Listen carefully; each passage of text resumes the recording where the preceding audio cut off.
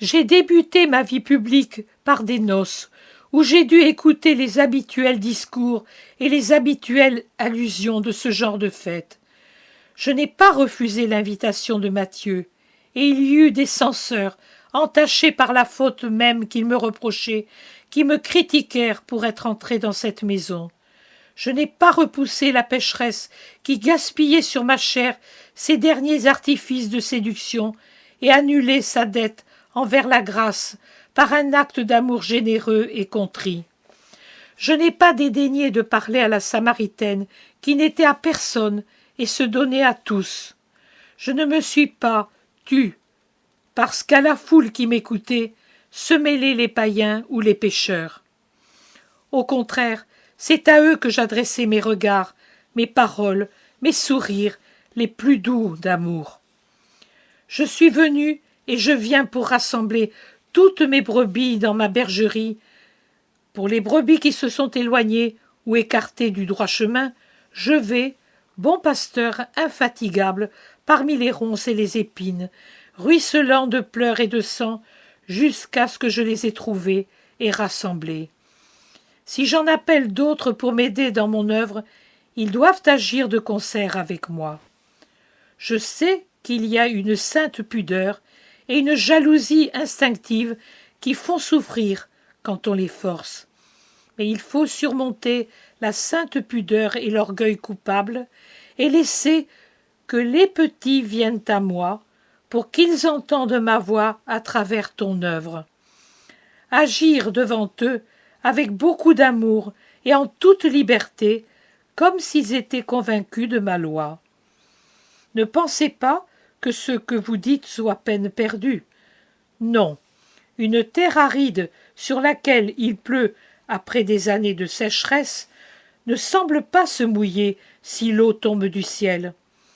En effet, elle s'imbibe plus difficilement qu'une terre bien entretenue, mais elle se mouille néanmoins. Il en est de même pour les cœurs. Il faut les arroser, les mettre en contact avec l'eau vive qui descend du ciel et qui conduit au ciel. Ensuite, je fais le reste. Les miracles de la grâce dans les cœurs arrivent à travers un ensemble d'agents dont la racine est en moi. Je pourrais agir seul, mais j'aime associer mes disciples à mon œuvre de rédemption pour qu'ils partagent avec moi ma gloire au ciel. J'ai souhaité prendre place avec vous, mes amis, au banquet céleste où seront célébrées mes gloires de Rédempteur.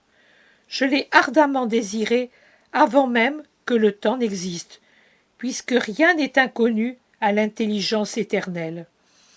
Je connais le nom des convives, je sais lesquels, après s'être nourris de moi sur terre, recevront de moi au ciel le pain rompu par mes propres mains aux agapes fraternelles qui uniront pour toujours maître et disciple sans le cauchemar imminent de la passion et de la sale trahison. Courage donc. Si tu te sens choqué par des idées dont ma lumière te fait comprendre l'erreur, ne te retire pas. Comme une mère, tiens sur ton cœur ces enfants de l'esprit, même s'ils sont recouverts de saleté. Offre tes souffrances pour ce choc à ma lumière, pour qu'elle descende, illuminée de la vraie foi l'esprit qui aspire ardemment à la foi, sans encore être capable d'aller vers elle. Je voulais finir de te parler de la perle, mais j'ai parlé d'autre chose pour guider le Père dont l'œuvre n'a pas été futile auprès de toi. Son rôle d'enfant de Marie a mis en fuite ceux qui paralysaient ta vue et ton ouïe spirituelle et excitaient en toi ta partie inférieure. Tu es comme ça, parce que tu as eu l'aide du Père. Je vous ai pris à 2 points de la terre, et je vous ai conduits l'un vers l'autre, parce qu'il devait en être ainsi. Moi, je sais pourquoi. Souviens-toi toujours, dans mon prêtre, c'est moi que tu dois voir. Et lui doit me voir en toi. Je lui ai réservé non des miettes, mais tout le pain, parce que c'est justement à lui, à l'encontre de ta propre volonté, que j'ai réservé la mission d'être une aide fraternelle pour toi, et toi, une aide fraternelle pour lui. Je sais quelles pierres il faut unir pour ériger les murailles de ma cité. Elles semblent agir pour elles-mêmes. En réalité, chacune sert à l'autre en épousant parfaitement sa forme.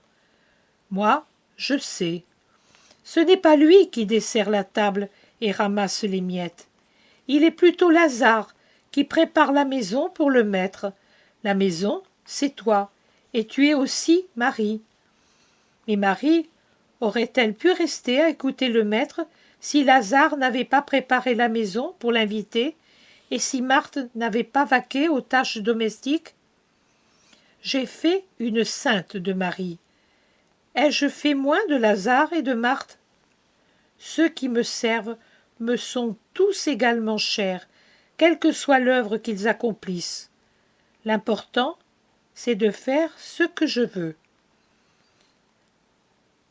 Voilà la réponse à votre lettre, là où il a jugé bon vous répondre. Je vois Jésus avec sa croix sur l'épaule droite, il avance, avance, et personne ne le suit. Il me regarde avec des yeux d'une immense douleur.